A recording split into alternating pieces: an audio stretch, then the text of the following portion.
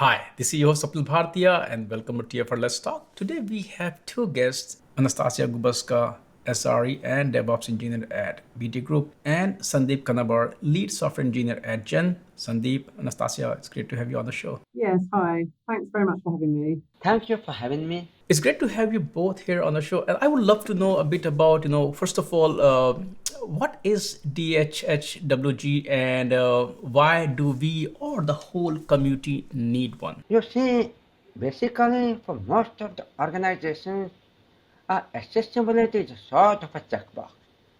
Okay? And in the deaf world, there's basically a spectrum. Like I'm deaf, but I rely on captions and lip reading. And Anastasia, she uses sign language. And she uses the British Sign Language. Then there are people who use American Sign Language, International Sign Language, and then some deaf people use a mix of sign language as well as speaking. So there is a spectrum in the deaf world, okay? And so what accessibility may work for one person may not actually work for another person. Now conferences mostly they have rarely been accessible, and sometimes most likely they have just the keynote in the cap. They have captions only for the keynote.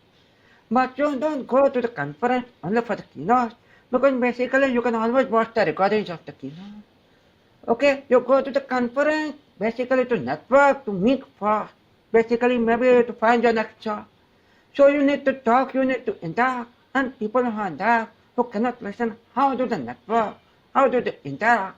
And if you're not able to network, if you're not able to express, then it's not a level playing field for us. So basically this Deaf and HardofHearing working group was born from the idea that Catherine had on how to make conferences accessible and inclusive for deaf and hard-of-hearing folks. Yes, thank you, Sandy. I'd just like to add to that, as a deaf sign language user, I found it very, very challenging to attend conferences and particularly to present at conferences because most conferences don't provide captions, don't provide sign language interpreters, and that means that I can't present at conference. And so we've got together with DHHWG because we realised that lots of deaf people would like to attend tech conferences and also to present at them. And so at the moment, KubeCon, for example, we're going to be having a lot of deaf speakers, which I'm really, really proud of our effort for achieving so far. I think we've been working for about a year and a half so far, so that's a fantastic achievement for us. And I think particularly because that's a great model for other conferences to look at KubeCon and work out how they can make their events more accessible, not only in CNCF, but in the broader tech world as well. I will talk about these efforts, what work CNCF and other organizations are doing. But before that, I will start with, first of all, Anastasia, can you talk a bit about your own background, your whole journey in this, not only open source technology, but also the whole CNCF landscape? Yeah, sure, of course, yeah. So I began my journey as a researcher and then developer in one of the universities in South Korea. I did face a lot of barriers at that time because I didn't have an interpreter. I wasn't allowed an interpreter in the workplace. That made it really difficult to work with my colleagues. And when I found out about the Deaf and Hard of Hearing Working Group, I joined that. And then through the process of that really opened a lot of doors for me in the tech industry. I was able to attend more tech conferences. I could show off my experience and expertise, not only in my technological areas, but in networking as well. So that allowed me to attend many more tech conferences. Paris KubeCon was one of my first, so that was a real experience for me. Thank you. Sandeep, now I would like to hear, your story as well, your journey. So my journey was actually by just a bit of chance and luck. So I'll be honest, In spite of 15 years of experience in the software field, I did not know what is CNCF. Yes, I did not know what is KubeCon. And once when I was traveling to my hometown, I just happened to see a tweet from Divya Mohan. And the tweet mentioned CNCF and KubeCon. And so I was like, what is that? And then I googled and I saw a video of Priyanka Sharma and Kunal Kushwaha that explained what is CNCF. And I luck would have it that was the last day to apply for the non-Cohen scholarship. So I reached home and I quickly applied with barely a few minutes left. And then I forgot about it. I had no hope I'd get it. But then, 1 month later, I got the travel funding approval, and a month and a half later, I was in Detroit. And it felt just overwhelming. I felt like basically a kid in Wonderland. It was the first time I'd seen such a vast conference. And then I wanted to start my contribution, but then I got lost in what is known as the good first issue trap. So then I was lucky that destiny gave me a chance at KubeCon Chicago. And what happened there were captions for the keynote, but there was a technical glitch, and the captions stopped coming. So I switched to my mobile and began reading the captions on my mobile. And Catherine, I didn't know her, she was sitting next to me, and she saw me reading the caption, and she asked, "Are you deaf?" I said, "Yes, I'm seeing the caption." She said, "I just have to find the deaf and HardofHearing working group. I'm looking around for deaf folks and you're sitting right next to me. Would you like to join?" And so I joined the group. And it has been like 1 year. And I'm proud to say that I have not missed a single meeting of the group. Because it's just a passion. We meet once a month and it's very hard to miss it. And from there, I started contributing to the comms part, and I was a comms shadow to the Kubernetes Contributor Summit. So it has been like a beautiful journey, lots of learning about accessibility, inclusivity. All of us work in the tech field, and at times we have seen that tech can be liberating. It makes things more accessible. At the same time, a flip side, as you mentioned, it could make things challenging. And as you were earlier saying that when you go to these events, just in case of Sandeep or Anastasia, reading caption or using sign language is not enough because you have to do networking, and that becomes a kind of struggle at time. Can you talk about, as you also mentioned that, through CNCF, what are organizations, what are companies, and then what are these kind of event organizers doing to make these events, to make the workplace more welcoming to folks like you? Okay, thank you for the very good question, Swapnil. So to start with, I say I had a very pretty challenging time in education because in college, in a class of 100 students, it is very hard to represent the professor. And from being a topper in school, in college, I was just struggling to pass. And thankfully, I found a wonderful friend who lent me notes, allowed me to copy from her, and that really helped me to sail to engineering. And again, when it came to job, no company was willing to hire a person who cannot listen on the phone. Because still I can't listen a word on the phone, and every time I would get asked how to talk to clients. So this inherent bias exists everywhere. But thankfully, there are powerful allies. And there is like for every one person who rejects you, there is someone else who accepts you. And those allies make the difference. So that's the first step. The role of allies is very powerful. And technology, coming to COVID sort of liberated me. I mean, why I talk about all of this allies is because until before COVID, like I could never really attend a conference fully. Like if I went to a conference, I would take my laptop, and then whoever was sitting next to me, some stranger, I would just request them to basically time the summary for me. I could never fully enjoy conference because the person sitting next for a 1 hour session, they would just write 5 bullet points. Just, and I could never basically know what was the filler thing, what they spoke in between. I could never get it. So when COVID came and when AI generated automated captioning came, it sort of liberated me. And KubeCon was the first accessible conference where at this first time I felt myself that I could basically be independent without having to depend on someone.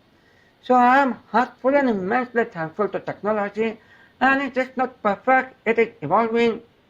And I think that one of the things that I would say is basically about the poison data. So basically the dataset that is used for training, I am doubting that it's really trained on accessible dataset. So basically the AI is mostly trained on inaccessible dataset, and it generates output which again is fed into it, generating a sort of feedback loop.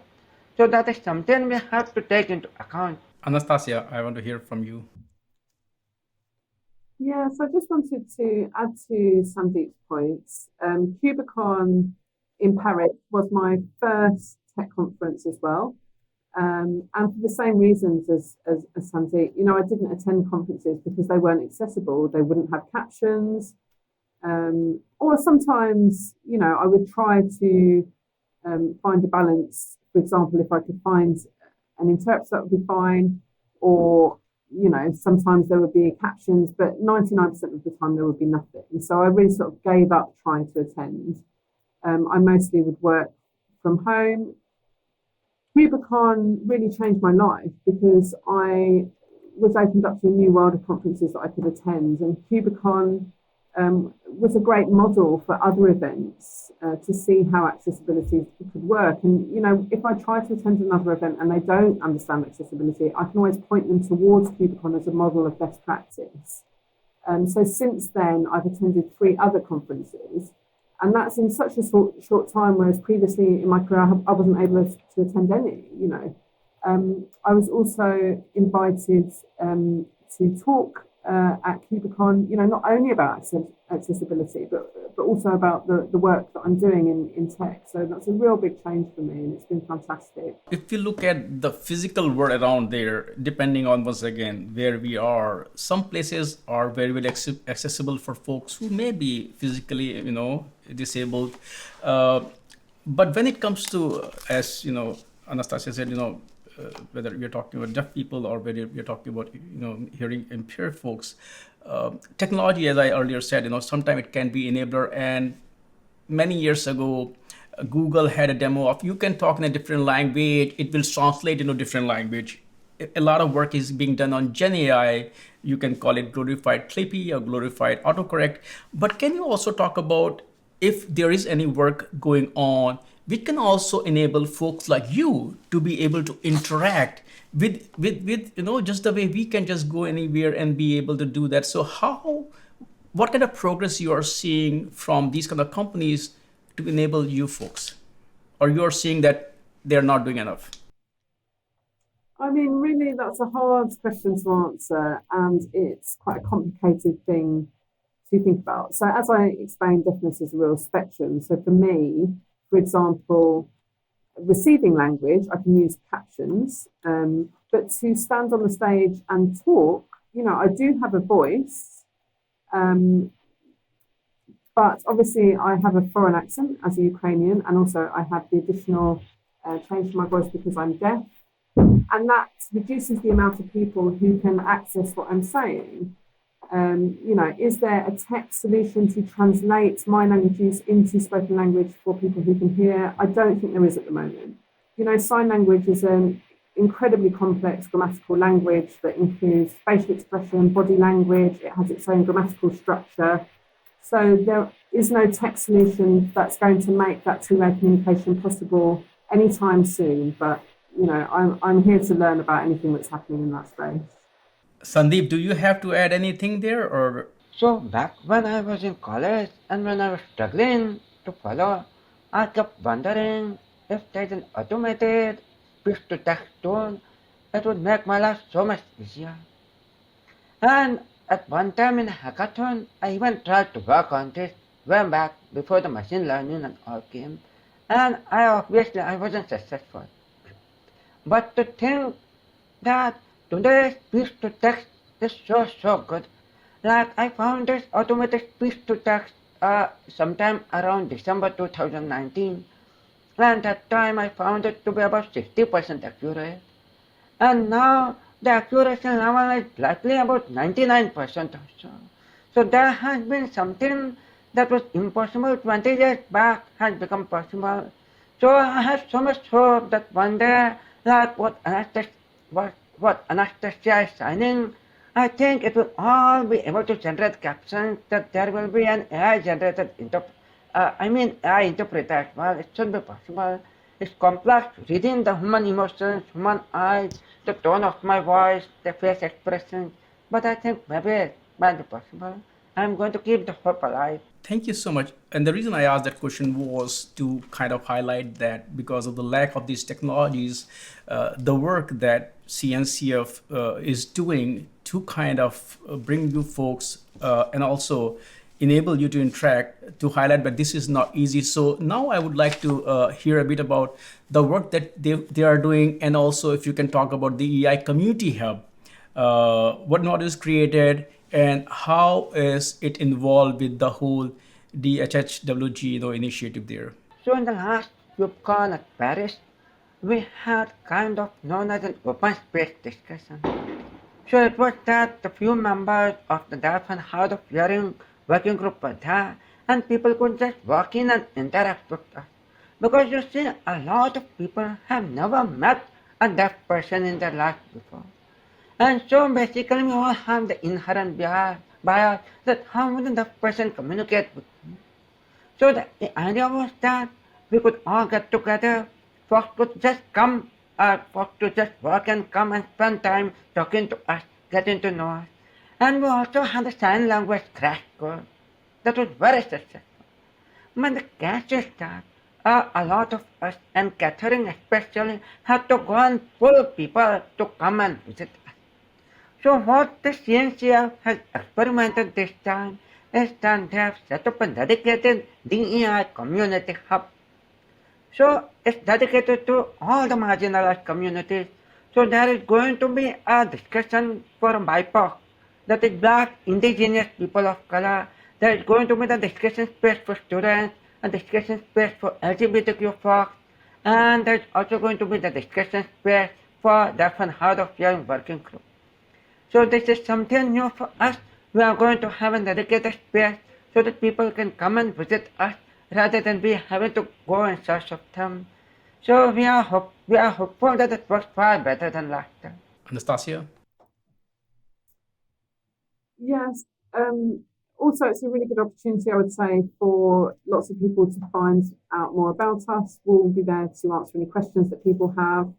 And also, we hope that we can build allyship, I think, amongst the wider CNCF community, with other CNCF working groups, because allyship really allows our cloud native open source community much more friendly, much more collaborative.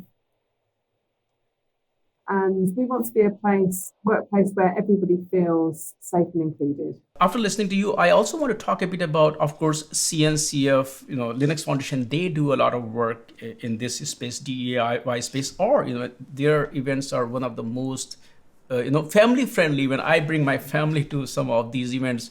But a lot of organizations may not understand, because the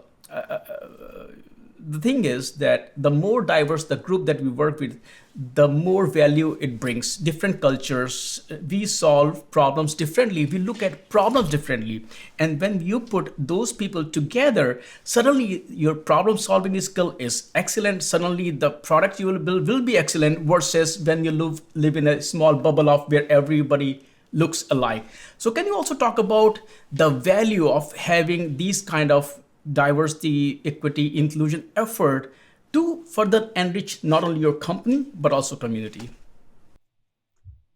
Okay, sure, no problem. So DEI can bring huge amounts of value to a company and a community. In my experience, when I started working for BT Group, I supported them to listen and not to talk over each other in meetings. And that gives people the opportunity to process something and speak. And it kept turn taking going. And that allowed not only me as a different language user, but also the people who would be quieter in a meeting to say what they want to say. Because often, in a meeting, in a call, the people who are more assertive or more confident might talk over other people. But sometimes communication rules benefit everybody. We're aware that not everybody is the same. Sometimes people are quieter and more reserved and may not be confident enough to contribute to a large meeting. So just by having me within the company, we've improved things so much, not just in terms of communication, but also in terms of involvement and engagement of all kinds of different personalities. And that gives great richness to the innovation and the ideas that we can share in our spaces. So I try to answer this question with actually a personal story. So I am from India and I am from the western state, Gujarat. And as I said earlier, after finishing my engineering, no company was willing to hire me because I couldn't listen on the phone. And so I went all the way to the city of Chennai. Now in India, between Gujarat and Chennai, there are two different states with very different cultures, very different language, very different climate and food habits. It's like moving to a different country altogether. But the company that I joined in Chennai, the CEO of that company, Suresh Kamath, he welcomed me with open arms. And that made the difference.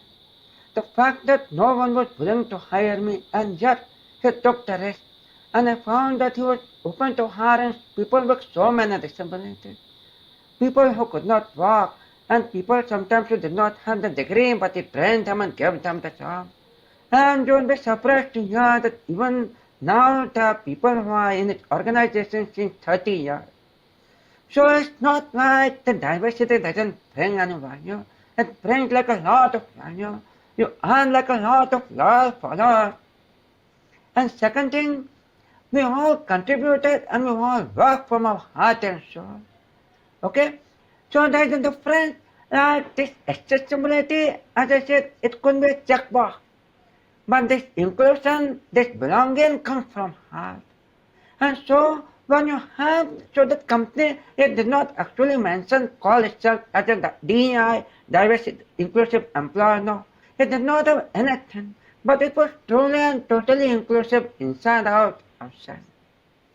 So it's okay if you don't have a dedicated DEI department, as long as you are practicing empathy, it's okay.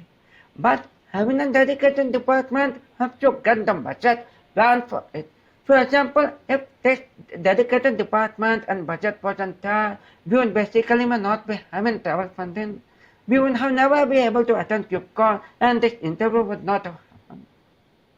So the fact that it's not like there is always, some people take it as a tokenism, but then everything is pros and cons. But there's a lot of genuine effort happening in the DNI space.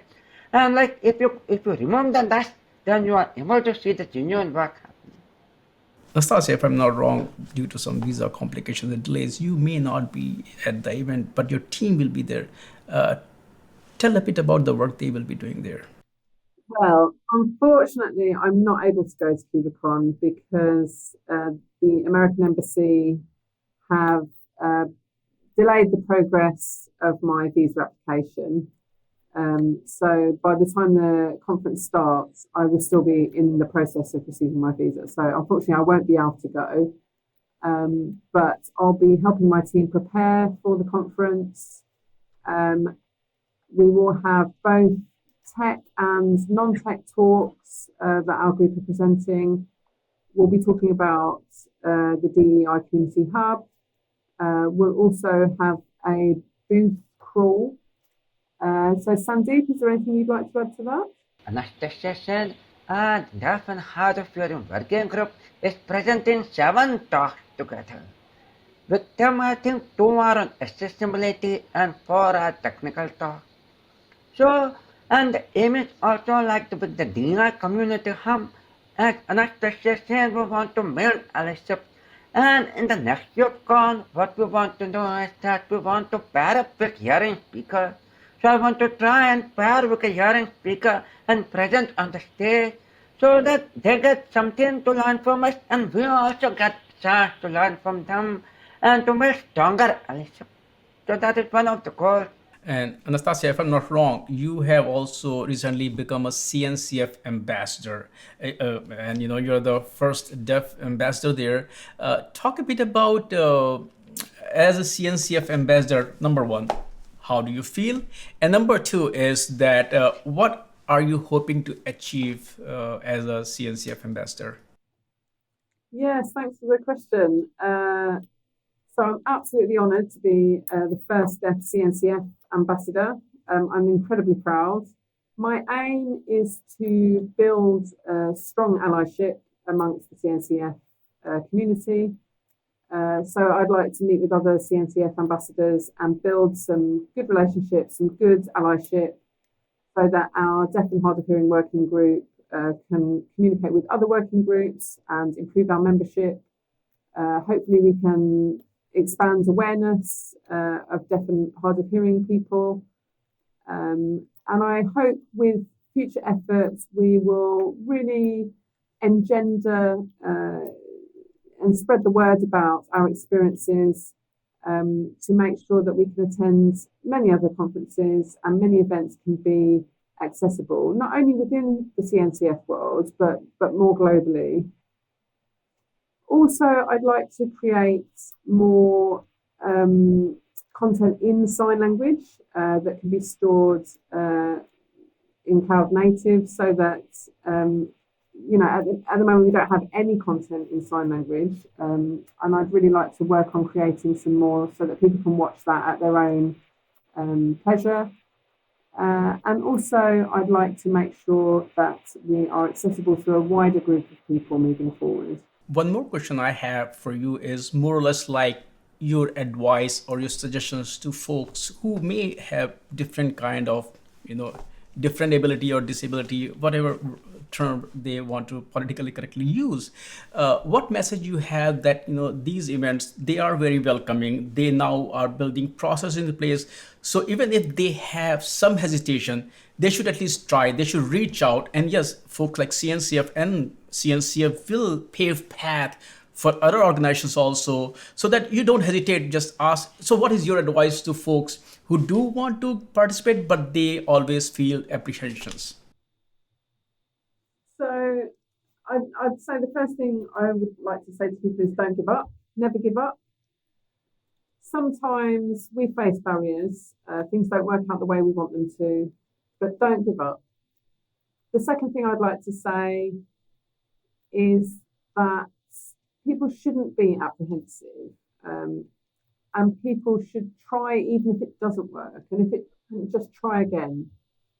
Eventually things will come round and things will work. If you have doubts or you're not sure, please do feel free to contact us. You can find us online, ask us any questions, share your doubts with us, and we can help to navigate you through the process and through different areas of attending conference, whether you have a disability or you don't, whichever kind of side of the field you're coming from.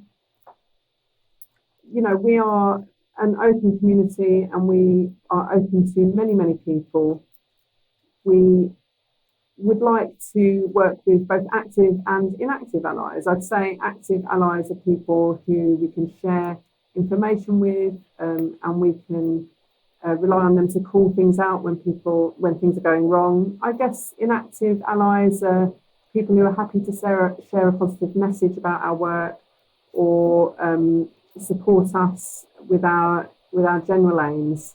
The CNCF ecosystem is wonderfully inclusive, but I've always said that sometimes allies can take 2 steps, but if allies don't take a step, the disabled people themselves can take 1 step.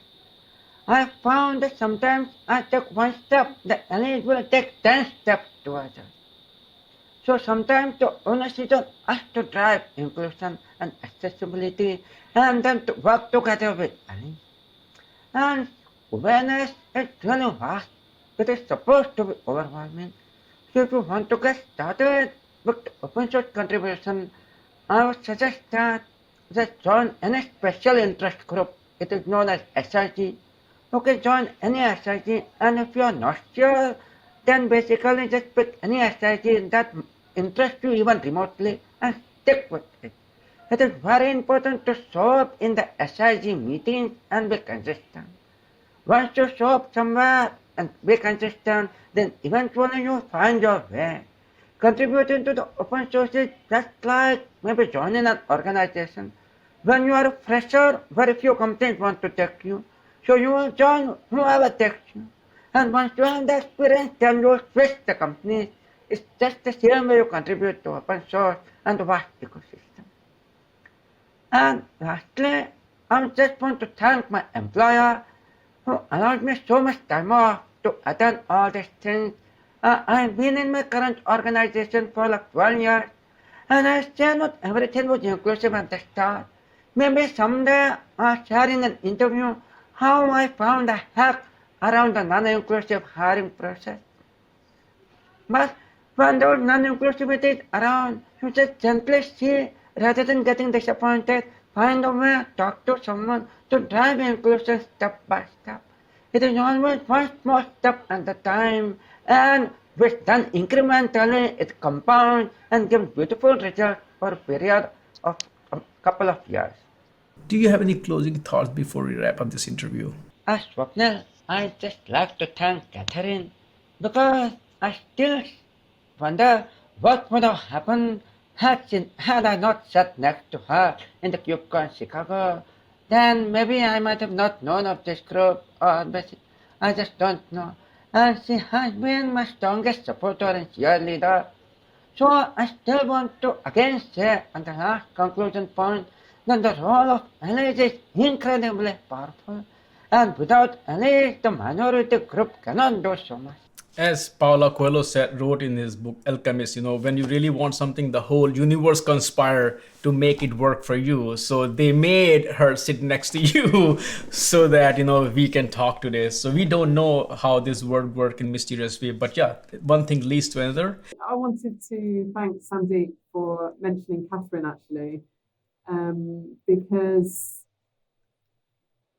I would say without Catherine, founding the Deaf and Hard of Hearing working group, I would say maybe no other one of us may have established that group and started to make those changes and those improvements.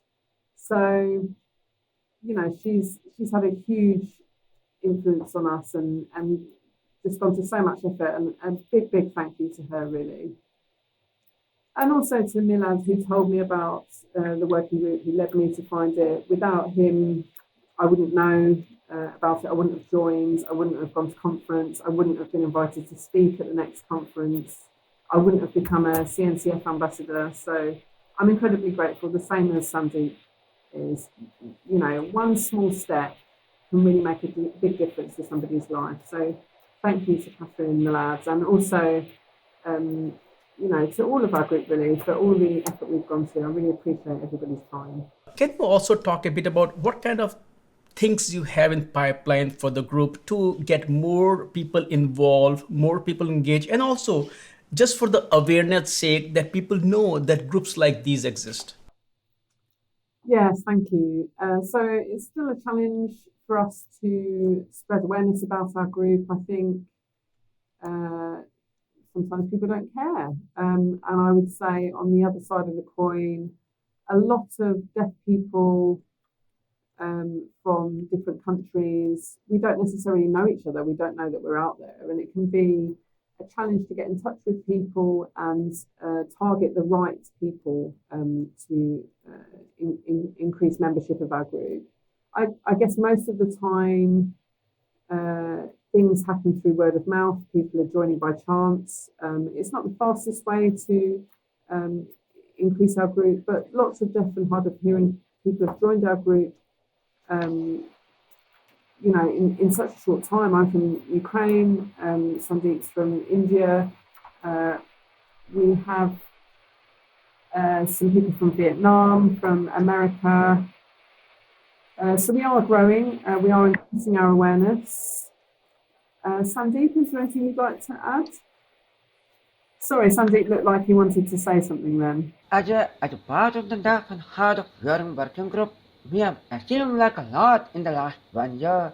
Incredible achievement that looking back a year, we never expected to achieve so much. And thanks to all the members of the group and basically to Catherine for driving this. So this time we have like 7 talks in the KubeCon. We have a project booth, and then we have a DI community hub. Okay, so now what the next thing is that we have been very successful with visibility and awareness. But what we need still more is the advocacy part. For example, a few months back, Anastasiia was attending some AWS event in London, and it was incredibly inaccessible for an AWS. She was given an interpreter only for the duration of captions, which really means she couldn't network and not like the breakout sessions she couldn't follow. This is really bad for the company for the level of AWS. So we have actually curated a sort of best practices document, but now the document sitting in the GitHub is no use. We need more companies to use that, to refactor it, to add more points, and then as the dev world is a spectrum, so we need more dev folks to add their points to the document so that it becomes a living, breathing, reusable document that many companies, many organizations use it. And we built an accessibility checklist that also we need companies and organizations to advocate and use. And the second thing in the pipeline, I think, is so Catherine, she has been the driving force, but now I think she also has multiple other focus, other things at hand, and one of us, or basically a few of us, need to step and drive the group forward. The third thing that comes to my mind is, so like what work and that this KubeCon SLC, what techniques and what ideas work for this KubeCon will not work for the KubeCon London. We'll have to innovate, we'll have to, even on the same topic, we'll need to innovate. So we have to come and drive this, because given that the KubeCon London CFP deadline is very near. So these are the few things we need to work as a group. And then have more diverse members, especially from the Asia Pacific region. But we still have a challenge, I think, in terms of spreading awareness about the work we do cross-country, internationally. And I would say that Sandeep noted well my experience of conferences. I went to another conference recently, and before attending, I passed on that best practice document to them and asked them to read it. Unfortunately, they hadn't fully. So there's lots of work still to do, even though we do have that guidance. You know, you can give people guidance, they don't always read it. So I think that's a big aim for me, is to encourage people to really engage with our best practice and make sure that they can make sure deaf and hard of hearing people are always welcome at conferences. So the document is actually pretty long and people can get lost. So I think that is something we need to refactor. Basically, maybe in the next month meeting, we are going to refactor.